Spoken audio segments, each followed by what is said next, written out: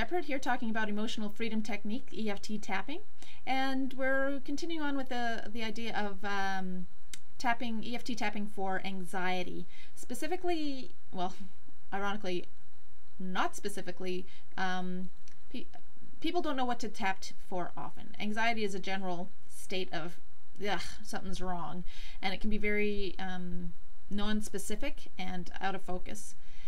And there seems to be many layers at times. And there's a great procedure called the personal peace procedure that was pioneered by Gary Craig, the founder of Emotional Freedom Technique. And it builds on the other ideas of capturing your thoughts, of once you have your thoughts, what do you do with them? This one builds on it. I call them cringe moments. If you have random flashbacks to, oh, that time when I said this, or oh, that time when I did that. Rationally, you know, no one else in the world even remembers that moment, but it's something that has tweaked a reaction in you, and you cringe, or if you flinch every time you think about it. Or there's times that made you very unhappy. Often, you know, childhood, God knows, is a rich minefield for that. There might be the time when you didn't make the goal in soccer, or you played horribly at a piano recital, or someone forgot to pick you up when they were supposed to pick you up. All those little incidents that at the time you think, oh, I'm over it. But if they're still in your mind, there's still something likely there. So the personal peace procedure is, when you have time or when something crosses your mind, start building a list of these moments in your life that are still with you, and you perhaps rather they not be, or that triggered a strong reaction in you. Then when you have time, and you know, every so often, check with that list, and you'll have a starting point for the little incidences throughout your life that have now shaped the person you are. And maybe there's some emotion in there that's ready to be released or hasn't been released, and you can look at it. So you'll have a list, and it doesn't have to be exhaustive.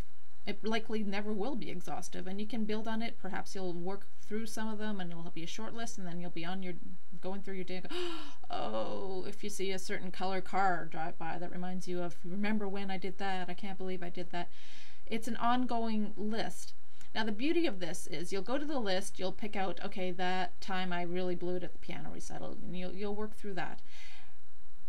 The surprising element is, as you go through, you might find out that number 2 and 3 no longer have a reaction for you.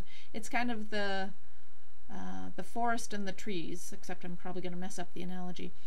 You never know which one of these multitude of incidences might actually clear up a lot of stuff. The piano recital might represent, or might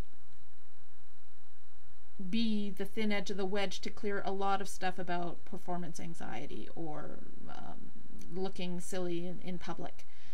And once you tap on what might appear to be just a little thing, you'll find the other ones don't have the triggers for you anymore. So that's the wonderful thing. It's just, you have a moment, you pick something off the list. If it still has you know, a reaction, you check your 1 to 10 scale. Oh, that's about a 6.